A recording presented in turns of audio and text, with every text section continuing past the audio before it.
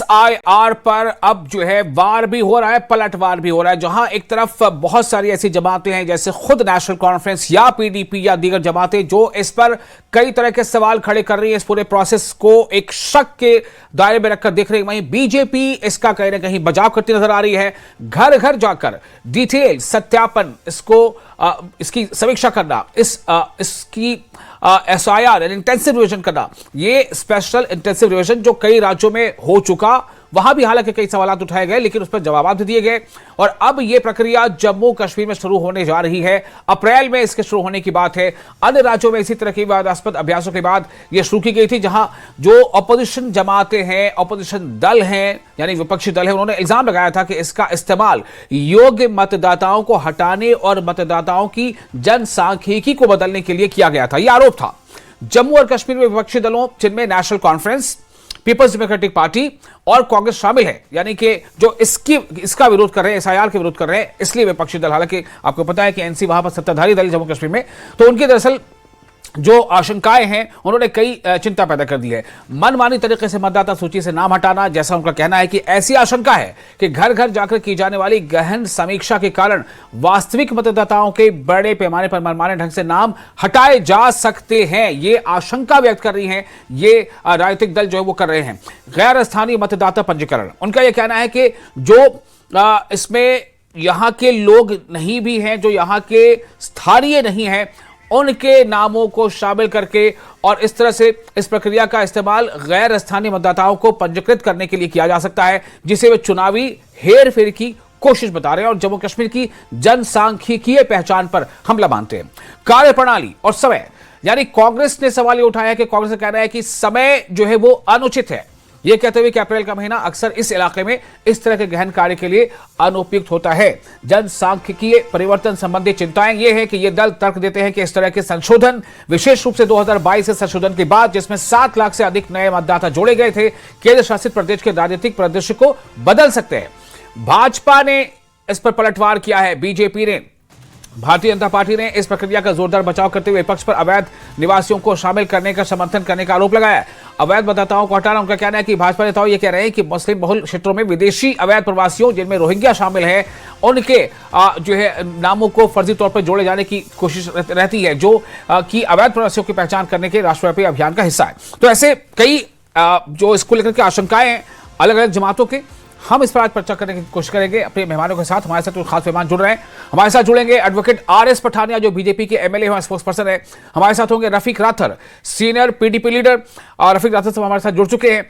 और नीलूफर मसूद कुछ देर में शामिल होंगे, नेशनल कॉन्फ्रेंस की स्पोक्स पर्सन है। इसके अलावा कपिल सिंह हमारे साथ जुड़ चुके हैं, स्पोक्स पर्सन कांग्रेस।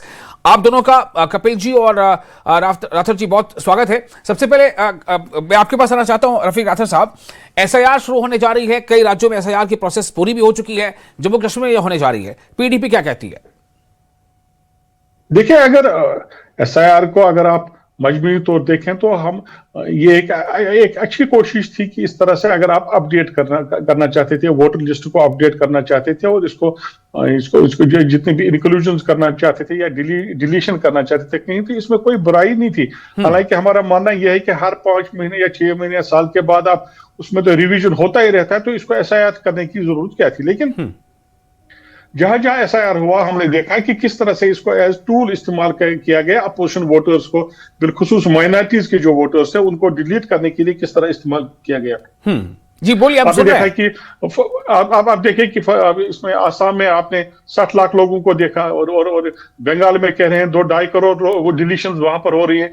अब यहां पर बारी है। अब देखिए, यहां पर 2019 के जो एब्रोगेशन हुआ आर्टिकल का, जी, उसके बाद फ्लड गेट्स जो इन्होंने खोले, जो यहाँ पर लोग आए, जो यहाँ पर रह रहे हैं, किसी की दुकान है, किसी की कोई किराए पर रह रहा है, किसी को डोमिसाइल दी गई है, तो मंशा इनकी यह है कि जितने भी लोग यहाँ पर 2019 के बाद आए हैं, उन सबको इंक्लूड करना है, इसमें वोटर लिस्ट में इंक्लूड करना, उनको वोटर राइट देना, ताकि जो डेमोग्राफी है, जो मुस्लिम मेजॉरिटी स्टेट है, मुस्लिम मेजॉरिटी को माइनॉरिटी में तब्दील करने की एक कोशिश है। और हम ये मानते हैं कि ऐसा ऐसा, चूंकि ये ने तो बहुत कोशिश की थी पहले भी एक तरीके से दूसरे तरीके से, लेकिन एसआईआर का मकसद इनका ये है कि किसी भी तरीके से यहाँ पर जो मेजॉरिटी है उसको माइनॉरिटी में तब्दील करके फिर मनमानी हुकूमत यहाँ पर बनाने की कोशिश करनी है, जिस तरह बाकी स्टेटों में नहीं किया, तो यहाँ भी उनकी यही कोशिश है। पीपल्स डेमोक्रेटिक पार्टी रोज अव्वल से इसकी मुखालफत करती है। हमारा मानना यह है कि अगर हमेशा जितने भी बीएलओज हैं या जिसके साथ जी जो आपका स्टाफ जो इसके साथ वापस था, वो इसको अपडेट करते रहते हैं, तो इसके लिए मखसूस एक प्रोग्राम चलाना सर के नाम पर जी, तो आपको इनकी मंशा चलिए ठीक है। रफीक साहब, मैं आपके पास फिर आता हूं। आपने अपनी बातचीत में असम का जिक्र किया, मुझे लगता है वो शायद आप बिहार बोलना चाह रहे थे। बिहार के बाद बंगाल में ये अभी चल रहा है। कपिल सिंह हमारे साथ मौजूद है, इसके अलावा नीलोफर भी मौजूद हैं। नीलोफर साहब जुड़ चुकी हैं, आपका बहुत इस्तकबाल है। और साथ ही आर.एस. पठानिया हमारे साथ अभी नहीं है, मुझे लगता है जब वो शामिल होंगे तो उनका भी हम जिक्र कर देंगे। फिलहाल मैं नीलोफर आपके पास आना चाहता हूं। नीलोफर साहब, हमें ये बताएं कि क्या एतराज अगर हैं तो क्या है? क्या एनसी को भी कुछ एतराजात हैं, चूंकि एसआईआर कई और रियासतों में हो चुकी है? देखिए विशाल साहब, आप खुद जानते हैं कि जिन जिन स्टेट्स में इलेक्शन हो रहे हैं, हमने एक नई ट्रेंड देखी हुई है। जहां पर इलेक्शन होने होते हैं उससे पहले ही एक एसआईआर कर दिया जाता है, जिसमें आप खुद जानते हैं कि जो प्रोसीजरल अडॉप्ट किया गया है वो बहुत ही डिफिकल्ट है और कॉम्प्लिकेटेड है। आप खुद जानते हैं कि जम्मू कश्मीर में जो हालात है 1989 के बाद ठीक नहीं रहे। हम लोग कॉन्फ्लिक्ट का शिकार हो गए, यहाँ पर माइग्रेशन भी हो गई है। यहाँ पर काफी सारे लोग जो है, जो डिफरेंट कम्युनिटीज के हैं, वो डिस्प्लेसमेंट की लिस्ट में भी आ जाते हैं। तो इन हालातों में आप अपने इंटेंसिव वो वेरिफिकेशन करना, फिर डॉक्यूमेंटेशन देखना, उसकी वजह से मुझे लगता है कि जो जेन्युइन वोटर्स होंगे वो जेन्युइन वोटर जो है एक्चुअल वोटर लिस्ट से बाहर आ जाएंगे, जिसकी वजह से भी जो इलेक्शन प्रोसेस है एक सिर्फ नंबर नहीं होता है एक वोटर का, बल्कि एक जेन्युइन आवाज होती है डेमोक्रेसी में, जिसको दबाने की कोशिश की जाएगी। नंबर 1। नंबर 2, आप खुद जानते हैं कि डेमोक्रेसी में हर किसी का एक रोल होता है, अहम रोल होता है, हम ये सब जानते हैं। तो उसी तरीके से चाहे अपोजिशन में, अगर हम ऑल ओवर इंडिया देखते हैं, अपोजिशन में भी कुछ पार्टीज है जिसमें नेशनल कॉन्फ्रेंस भी है, पीडीपी है या दूसरी पार्टीज, अगर हम रीजनल लेवल की बात करेंगे, लेकिन कांग्रेस भी है सेंटर में, इसी तरीके से दूसरी भी है। जिन जिन इलाकों में यहाँ पर एसआईआर कराने का इनका मंशा होता है, तो क्या ये जरूरत नहीं समझते हैं कि अपोजिशन में जो लोग बैठे हुए हैं उनको कॉन्फिडेंस में ले ले, उनसे बात कर ले, क्या ये चीजें जेन्युइन है? लेकिन वो गुंडागर्दी के तरीके पर कि भाई एक हमने ऑर्डर कर दिया, इसको आपने इम्प्लीमेंट करना ही करना है, तो ये एक जमहूरी आवाज जो अपोजिशन की होती है। नीलोफर साहबा, ये इम्प्लीमेंट करना ही करना है, वो ठीक है, बट उसको आप गुंडागर्दी कैसे कह सकती हैं? देखिए जहां पर एक डेमोक्रेसी जब होती है उसमें अपोजिशन का क्या रोल होता है? अपोजिशन का रोल हमेशा ये नहीं होता वो आपको अपोज करेगी। अपोजिशन का रोल ये भी होता है कुछ चीजों पर क्लैरिफिकेशन आना, डिस्कशन प्रॉपर होना, उस डिस्कशन के बाद ही सब चीजें हो जाना। अब जम्मू कश्मीर में अभी हो रहा है, आप मुझे बताइए किस पॉलिटिकल पार्टी को की कंसेंसस ले ली गई या कौन सी ऑल पार्टी मीटिंग बुलाई गई जहां पर फीडबैक ग्राउंड का जो है वो ले लिया गया? तो जेन्युइन सी बात है, जब आप किसी भी यूटी में किसी भी स्टेट में एसआईआर कराना चाहते हैं, वो डायरेक्ट एक सेंटर की इंटरफ्रेंस है। तो चाहिए ये कि जो गवर्नमेंट है इस वक्त या अपोजिशन में जो लोग बैठकर इनको बुलाना, स्टेक होल्डर सब है यहाँ पर, इनकी भी बात सुनना। तो ये गुंडागर्दी नहीं है तो क्या है, मुझे बता दीजिए। ठीक है, मैं पूछता हूँ कि क्या है, क्या ये जो आप कह रही हैं वो सही है? हमारे साथ एक और मेहमान जुड़ चुके हैं, professor Anil Saumitra, political analyst है। मैं आपका भी इस्तकबाल करता हूँ, मैं आपके पास आऊंगा। फिलहाल आर.एस. पठानिया साहब, मैं आपके पास आना चाह रहा हूँ। पीडीपी को अभी आपने सुना, रफीक राथर बोल रहे थे, और अभी आपने सुना नीलोफर साहबा को, वो तो कह रही है कि बिल्कुल ये ऐसा अंदाज है जैसे गुंडागर्दी हो। जी वैसाल साहब, ये पहले जी कर दूं कि this is intensive revision, this is not intensive deletion, firstly. And secondly, इसे कोशिश की गई जम्मू कश्मीर के साथ कनेक्ट करने के लिए देश भर में स्पेशल इंटेंसिव रिवीजन का जो कॉन्सेप्ट है वो लॉन्च किया गया है।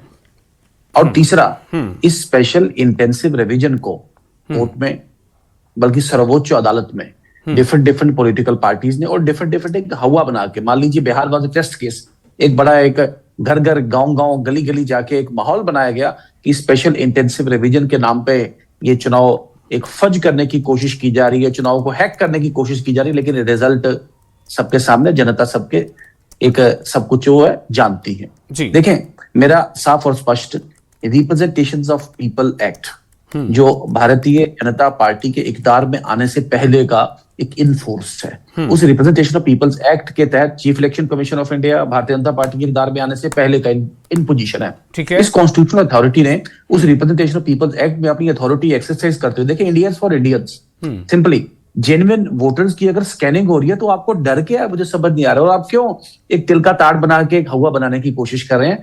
Very sweet and very submissive. Jammu Kashmir में या देश भर में वोट वही डाल सकता है जो वोट डालने का हकदार होगा। वोट डालने के लिए अपने आप में एक पैरामीटर्स हैं, एक मापदंड है, उस पर अगर भी डिटेल चर्चा करनी तो उसमें भी करेंगे। लेकिन आपने इतना वो ढोल बजा बजा बजा के आप पूरे देश भर में आपने एक शो बनाया, ना कोर्ट से आपको कुछ मिला, ना प्रैक्टिकली जनता ने आपको कुछ दिया, ना ही आपको सब्सटेंशियल को बात कभी पब्लिक डोमेन में कभी ला पाए, इतना करोड़ कट गया, इतना आ गया। इसके ये सिर्फ बैड डेलीगेशंस थे। देखें, अगर एक वोटर लिस्ट को रिवाइज किया जा रहा है, रिव्यू किया जा रहा है, कोई छुपाने वाली बात नहीं। अब मैं खुद इलेक्टोरल पॉलिटिक्स से जुड़ा हूं, मेरे क्षेत्र में अभी तक ऐसे ऐसे वोटर्स भी हैं जिनके एक नहीं दो जगह तीन जगह वोट है, दो कॉन्स्टिट्यूंसीज में वोट है।